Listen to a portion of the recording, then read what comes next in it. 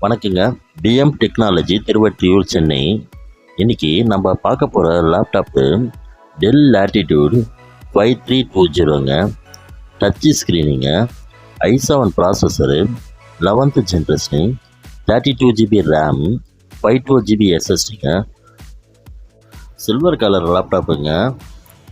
Webcam, wifi, Bluetooth இந்த ஆப்ஷன்ஸ்லாம் இருக்குங்க. லேப்டாப்பு வித் பேக்லைட் கீபோர்டோடு இருக்குங்க. லேப்டாப்பு சில்வர் கலருங்க.